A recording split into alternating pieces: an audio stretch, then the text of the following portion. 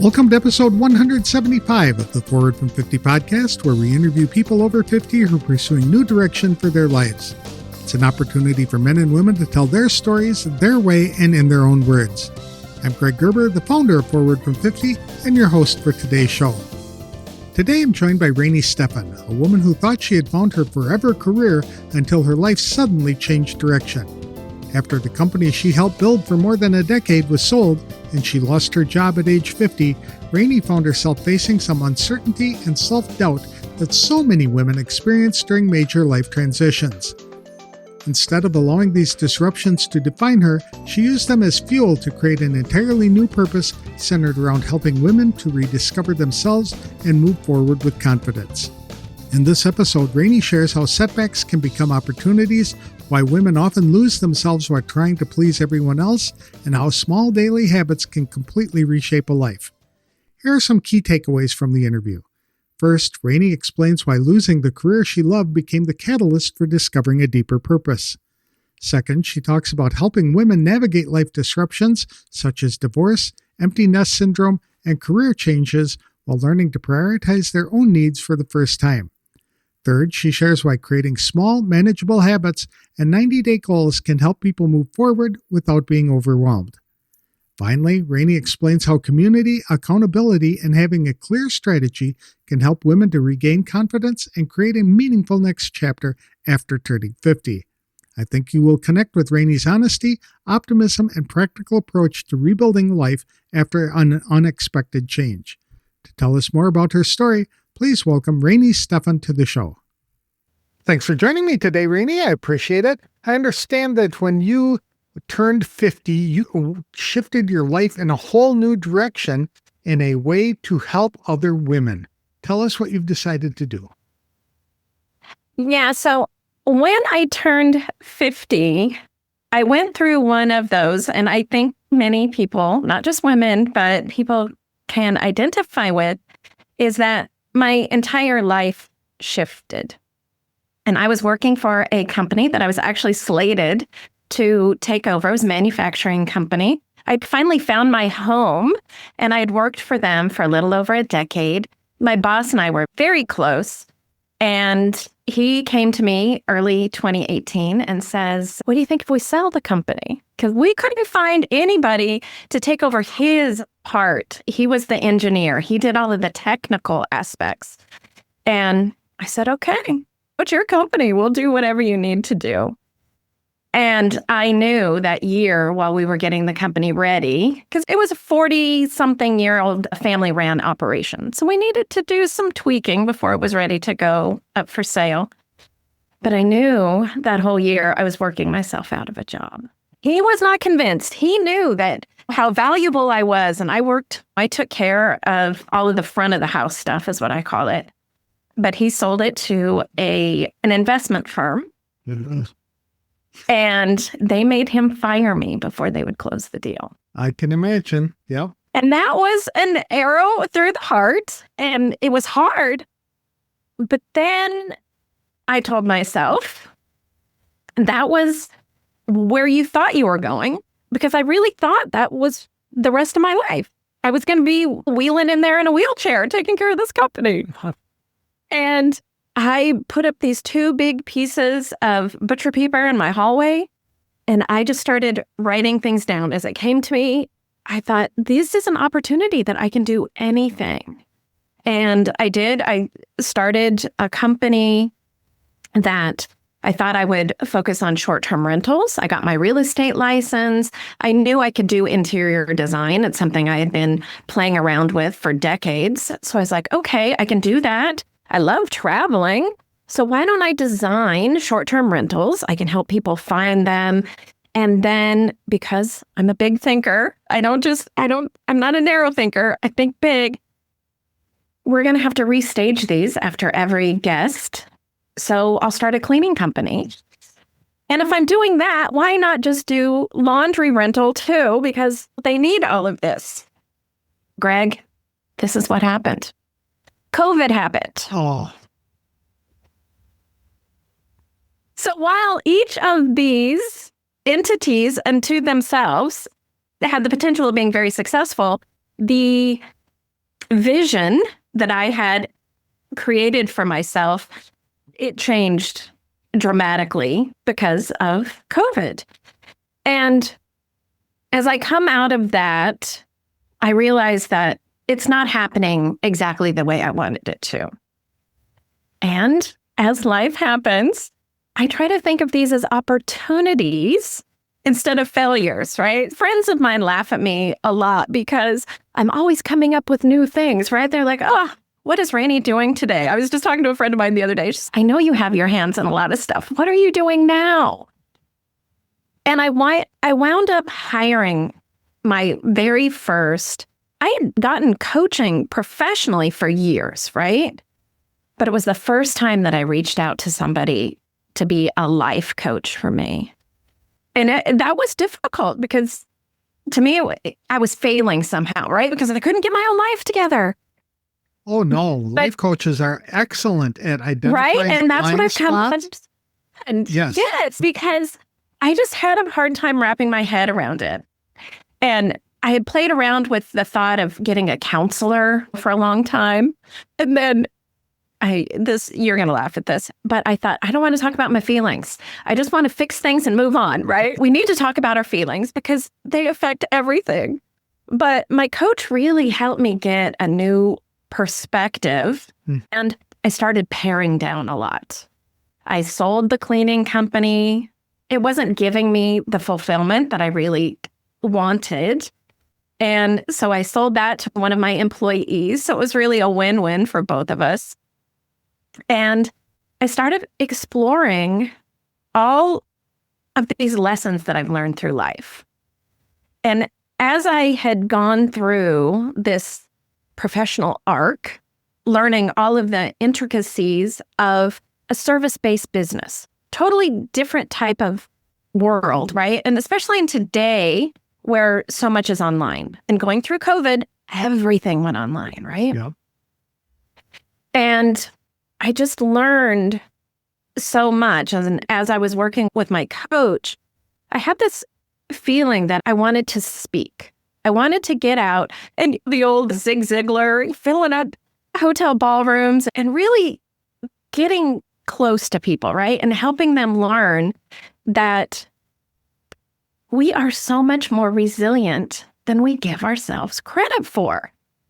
And looking back at my life, I don't have any big tragedies, but there's a lot of lessons learned, right? Isn't that important? So many lessons learned. Yes. Absolutely. Yep. And I thought, go ahead.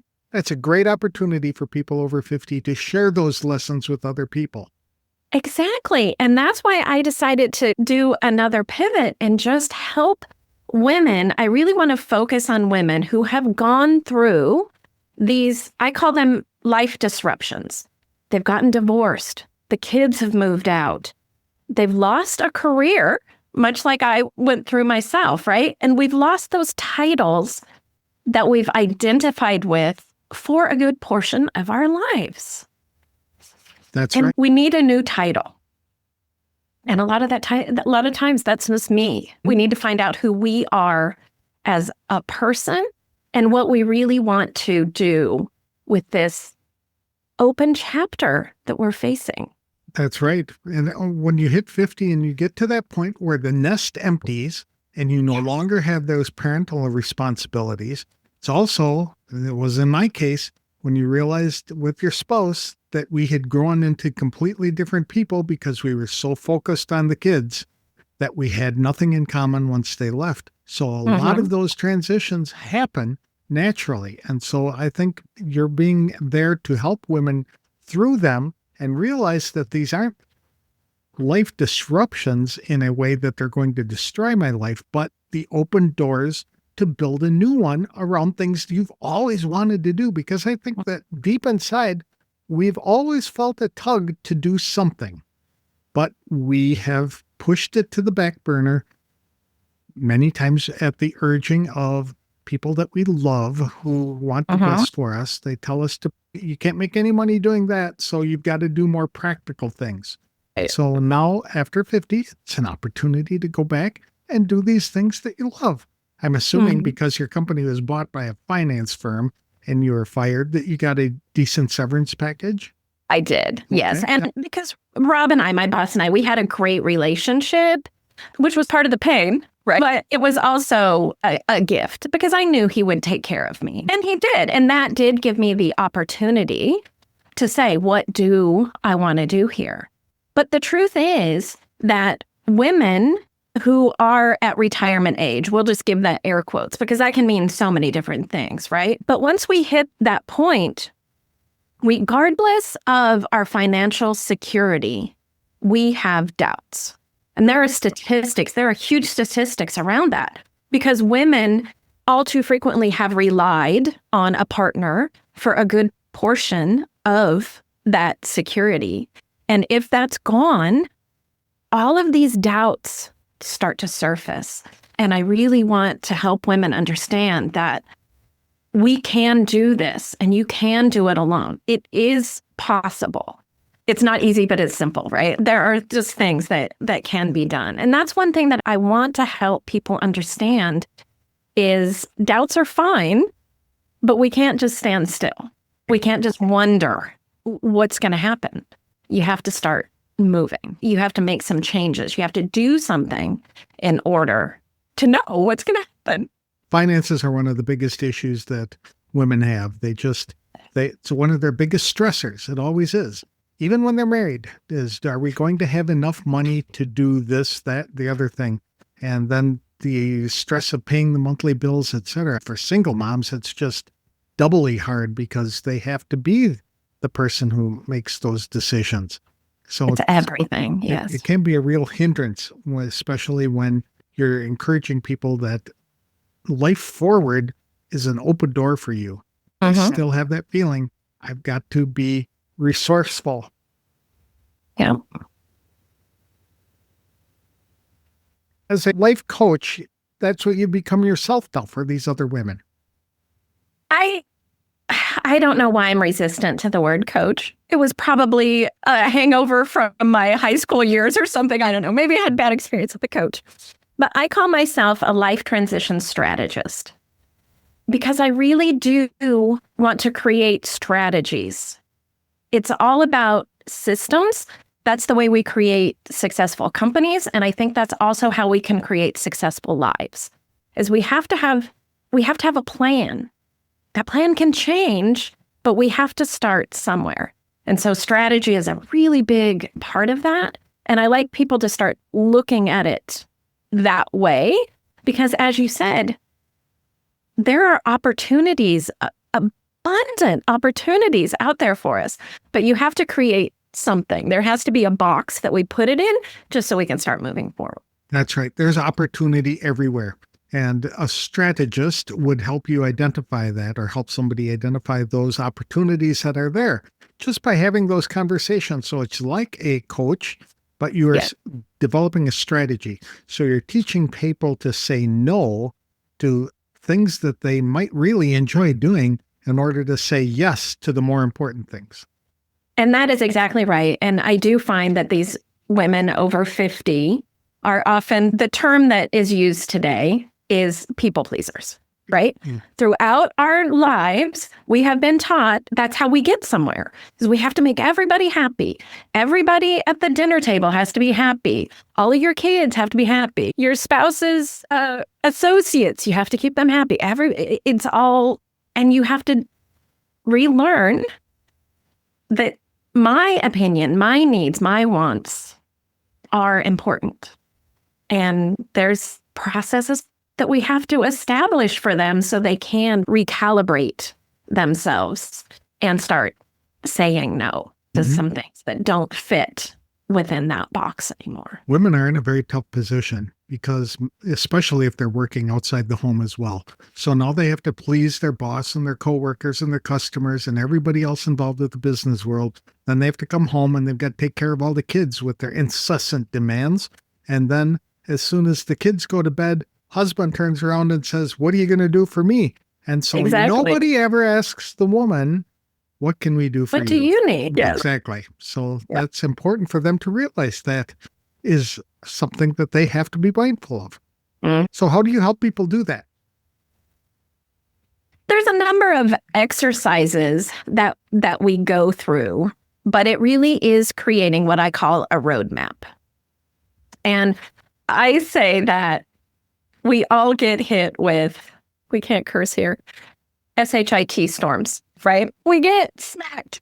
We all go through them. And how we experience them is different for each one of us. But I want to teach people to turn that into fertilizer, right? So we take all of those painful experiences and we don't relive them, but we learn how could we do things differently, right? Okay, so this happened and this is how I reacted. Okay, if I go through this again, because things are going to happen, right? We're going to get hit with it again. What is a different way that I could navigate this to maybe make it a little bit better outcome the next time around?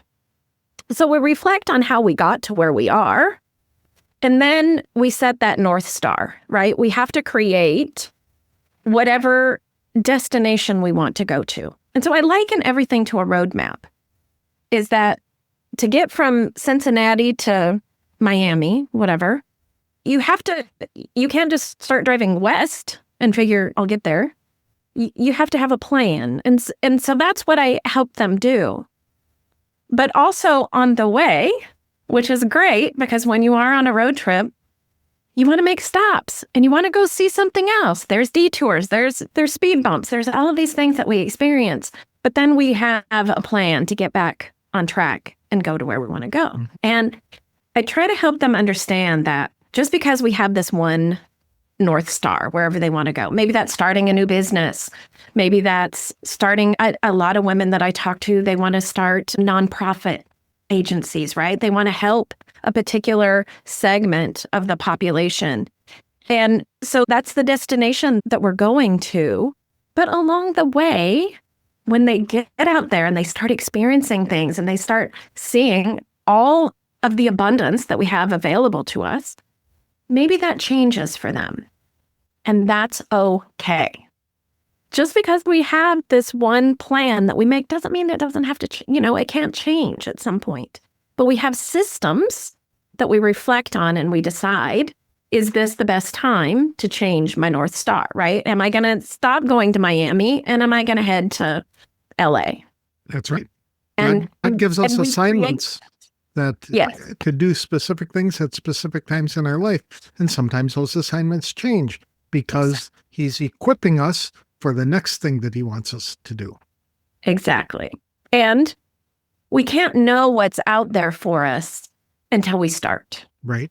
And that's the biggest thing, is starting. And so that's where I'm really there to help them just take that first step without knowing. No, we don't know what's going to happen in the end, but we do know we can handle whatever it is, right? That's right. A lot of things happen between Cincinnati and Miami, that's for sure. That's right. You can have a blowout. You could stop and find, oh my gosh, this place I never knew existed is ideal. I want to live here. Exactly. But we don't know until we start. Yes. It's also important to put in the guardrails, right? Because if you're on those journeys, you can get stuck into detours. The GPS can lead you onto the dirt road that leads you to nowhere. So having those guardrails in place. That's where we come back. Exactly. Yeah. So you help them develop these kind of guardrails? Yes. And I do what I call micro habits, right? So we start with very small changes, because if we look at these huge things that we want to accomplish, it seems very daunting.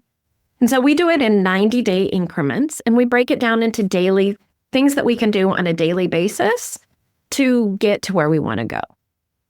We know we're not going to do it tomorrow, right? That's something that we have to understand.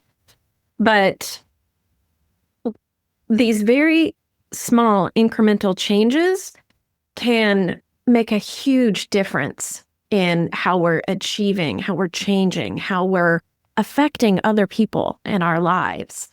And just going through that for 90 days, helping them make these little changes, by the end of that period, we reflect back, right? Like, where did we start? What did we do? Because I think that's one thing that we don't often give ourselves credit for, is where we were. We were lost. We were devastated. We were whatever this is that we were stuck in.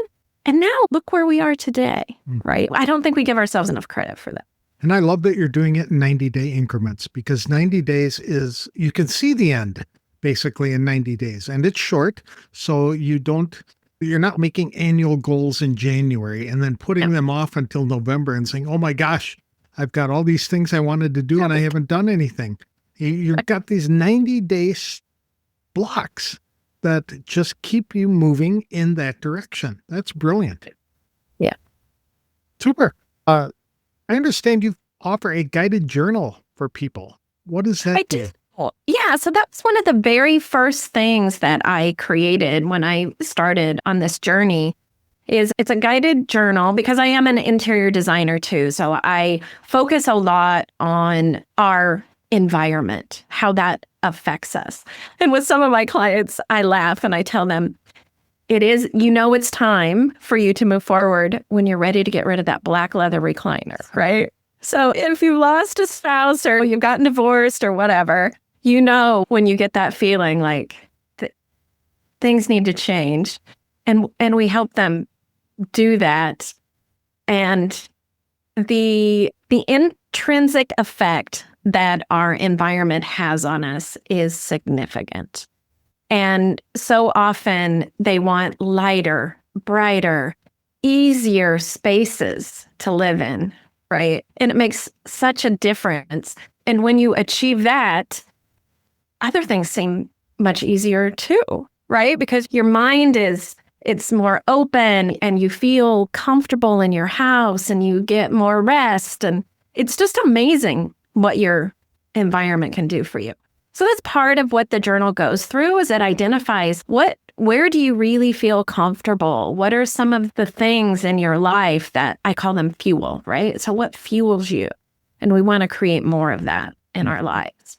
And again, I'm all about speed, right? I want efficiency. And so that's why I did 30 days. You don't have to do it in 30 days, but you can get through it and gain those insights and really make some of those changes to align yourself with whatever it is you want to accomplish. I like that.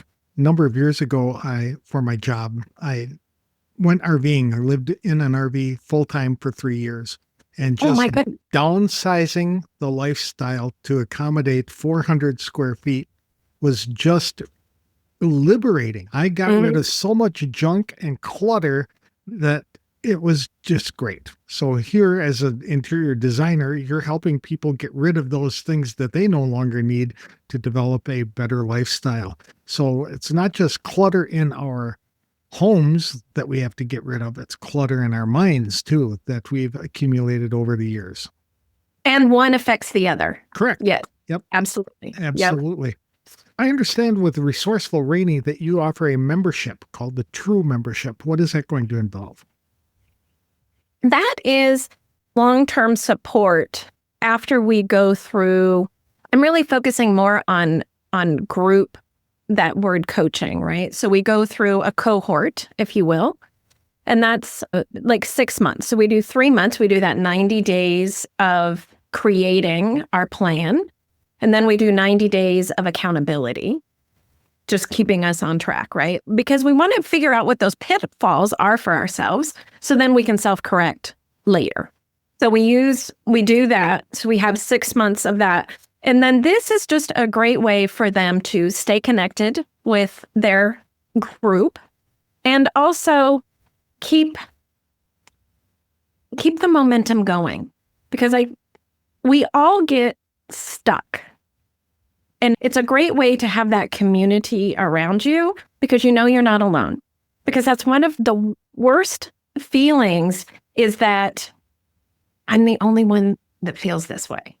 And I don't want to share it with anybody because nobody's going to understand. And it's simply not true.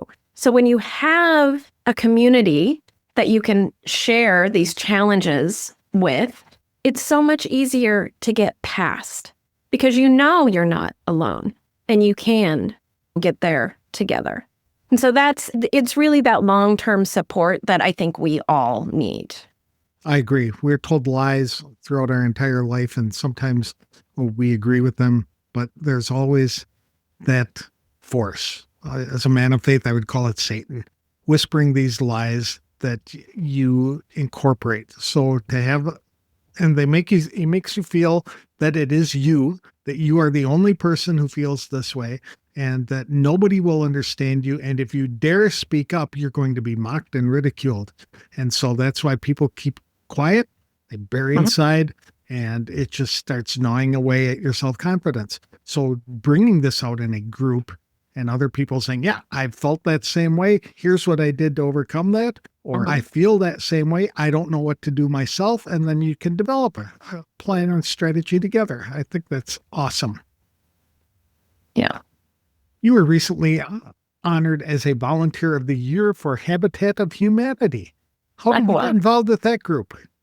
So I was a volunteer with Habitat for years. I probably worked with them for about a decade. And actually twice I was honored as a volunteer with that organization. And I love that, number one, they are not just local, right? So each independent, I don't know, what I mean, chapter or whatever they're called, does focus on housing locally, but it is international. And they do so much to create safe housing for individuals who just don't have the means. The very first time that I volunteered on site, I'm a DIYer at heart. Like, I'm crazy. I do all of my own stuff. And I was on site, and the project manager was working with the future homeowners because they do have to put in 500 hours of what's called sweat equity in building. And he was helping them understand how to care for their home going forward. And I thought, wow, that's something that we all need. And they're being given this gift of not only building their own home, but also learning how to take care of it for the long term. And I thought that is definitely an organization that I want to support. And I did a lot of work events. We did a lot of fundraising. And then I loved working on site.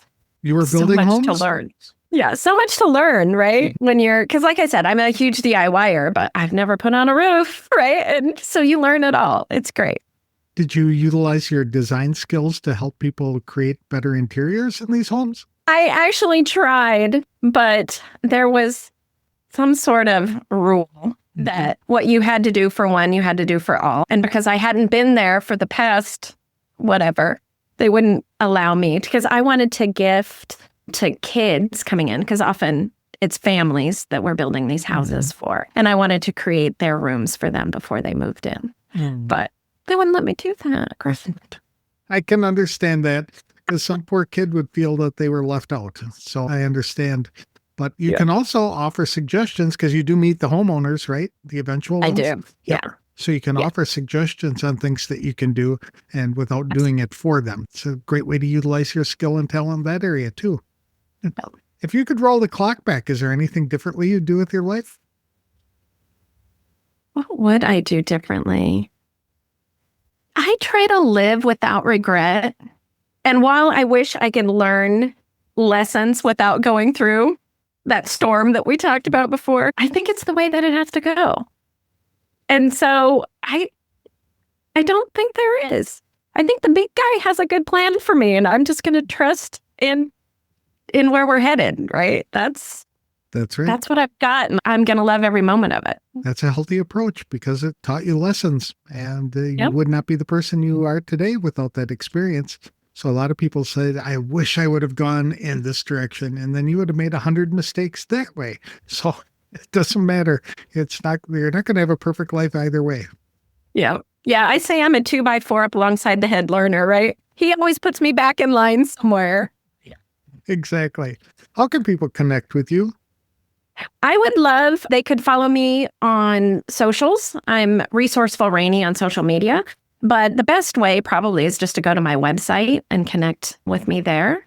It's resourcefulraini.com. What socials are you most involved? On Facebook, I do have a Facebook group for women who are moving into that next chapter and want a little bit of support there. I'm on YouTube I just started this new, it's like an Ann Landers. Do you remember Ann Landers? Like an advice column sort of thing. And it's called Real Talk with Raini. I have other stuff on YouTube, but I've got that I'm just launching. This was a little advice column. But Facebook, YouTube, and Instagram are my primaries. I like that YouTube channel. I know that there was a guy, somebody just introduced me to him, who is providing lessons that dad should have taught you. And so he's teaching these people basic skills that their fathers normally pass down to them. But because we grow up without fathers, we don't get that training. So that's neat. So you're doing the same kind of thing from a woman's perspective. Yep. That's great. Thank you for sharing your story with me today, Raini. I appreciate it. I think you're touching a lot of lives, and I wish you the best of luck going forward. I want a lot of loves too. That would be great. Thank you for your time. Thank you so much. I appreciate it. That was a great conversation with Raini Steffens. What really stood out to me was Raini's belief that life disruptions are not the end of the story. They are often the beginning of something entirely new. After losing the career she expected to keep for the rest of her life, she chose to reinvent herself and use the lessons she learned to help other women move forward with confidence and purpose. Today, Raini finds meaning in helping women to rediscover who they are after years of putting everyone else first. Through her work as a life transition strategist, she helps women to create practical roadmaps for navigating divorce, career loss, empty nest transitions, and other major life changes. Raini is especially passionate about helping women to realize they are stronger and more resourceful than they often believe. I also appreciated her focus on progress instead of perfection. Raini encourages women to make small daily changes, create healthy systems, and build supportive communities that help them stay accountable and encouraged along the way. To learn more about Raini, visit resourcefulraini.com. You can also find her on Facebook, Instagram, and YouTube under Resourceful Raini, including her new YouTube series called Real Talk with Raini. That's all for this week's show. If you'd like to start living a more meaningful life, I encourage you to download our free guide to finding purpose, which is available at www.forwardfrom50.com. I'll have another inspirational interview on the next episode of the Forward from 50 podcast. Thanks for listening, and if you like the show, please consider leaving a review wherever you download the episodes.